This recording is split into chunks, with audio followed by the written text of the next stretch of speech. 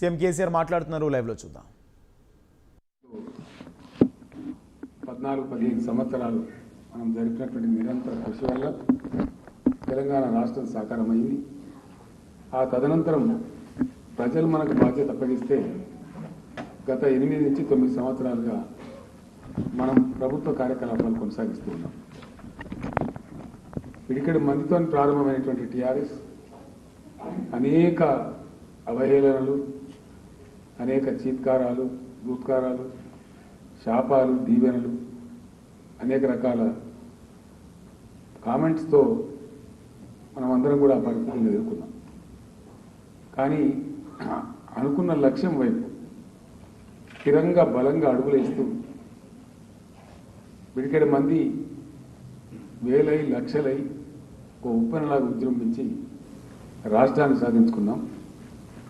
ఈరోజు టీఆర్ఎస్ పార్టీగా ఈ గంట వరకు ఉన్నటువంటి మన కుటుంబ సభ్యుల సంఖ్య 60 లక్షలు.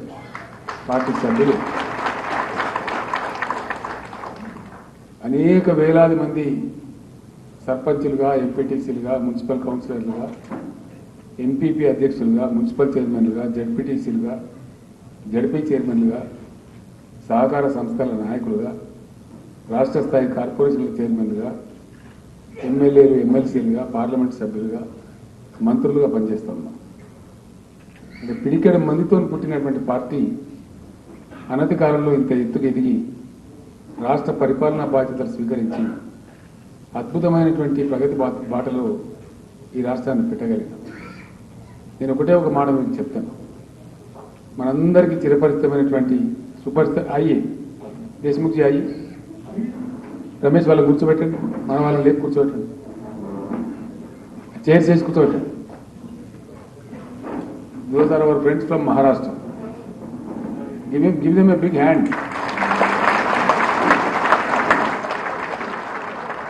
महाराष्ट्र से आए हुए भाइयों का भी मैं वेलकम करता हूं हमारे सब के तरफ से.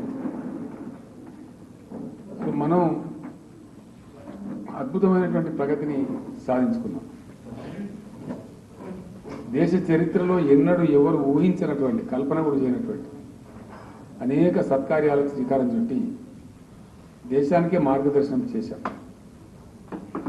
మన దగ్గర క్లిష్ట పరిస్థితులు, కరోనా లాంటి మహమ్మారి వచ్చి ఇబ్బందులలో ఉన్న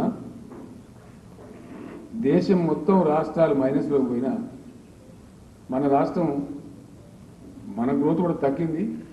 కానీ మైనస్లో పోకుండా 2.2% గ్రోత్తో కరోనా కష్టకాలంలో కూడా మనం ముందుకు పురోగమించాం. అంటే చాలా సౌష్ఠవంగా నిర్మాణం చేసుకున్నటువంటి, క్రమశిక్షణతో నడుపుకున్నటువంటి ఆర్థిక పరిపుష్టి, ఆర్థిక వ్యవస్థ, ఆర్థిక నియంత్రణ, పూర్తి స్థాయి క్రమశిక్షణతో ప్రభుత్వాన్ని నడిపిన విధానం అద్భుతమైన ఫలితాలు మనకు తెచ్చిపెట్టి. నేను ఒక్కటే మాట మీకు మనవి చేస్తాను. ఉద్యమ సందర్భంలో అనేక మంది కవులు రాసినారు.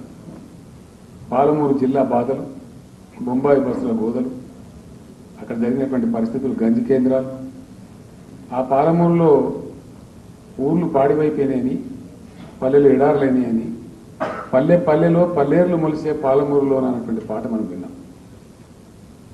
నిజంగా నేను దళిత బంధు కార్యక్రమం కోసం పాటలు రాసే టైంలో మన కవి గోరెడ్డి వెంకన్న గారు, ఇతర కవి మిత్రులు, మన సాహిత్యం గారు, రసమై బాలకృష్ణ గారు చాలామంది కూర్చొని రాస్తా ఉన్నాం. రాసే టైంలో పాలమూరు విషయం జ్ఞాపకం వచ్చి నేనే చెప్పిన, నీ లైన్ కూడా రాయండి, ఇప్పుడు బాగుంటుంది. ఆ మార్పు వచ్చింది పాలమూరులోంచి. పల్లె పల్లెలో పల్లేర్లు మొలిసే పాలమూరులో రాసుకున్నటువంటి, పాడుకున్నటువంటి పాటలు పోయి బ్రహ్మాండంగా పెండింగ్ ప్రాజెక్టులన్నీ వడివడిగా పూర్తి చేసి, మిషన్ కాకతీయతోని చెరువులన్నీ నింపి, పన్నీటి జలకమాడి పాలమూరు తల్లి పచ్చ బయట కప్పుకున్నది. పల్లేరు గాయల నుంచి పచ్చని పంట చేలతోని పాలమూరు తల్లి ఈరోజు బయట కప్పుకొని ఆనందంగా పరవశిస్తుందని చెప్పి రాష్ట్రం. మన గద్వాల ఎమ్మెల్యే కృష్ణమోహన్ రెడ్డి గారి తండ్రికి సంబంధించిన కార్యక్రమానికి నేను గద్వాల వెళ్తే కావాలని చెప్పి ఆ శాసనసభ్యులను, గౌరవ మంత్రివర్యులను, ఆ జిల్లా నాయకులను బస్సులో నాతో పాటు కూర్చోబెట్టుకొని హైదరాబాద్ నుంచి గద్వాల వరకు కావాలని చెప్పి ప్రయాణం చేసినాం. ఆ కోతలు కోసే మిషన్లు, హార్వెస్టర్లు, వరి కుప్పలు, ఆ ధాన్యం రాశిని చూసి చాలా సంతోషపడ్డాం.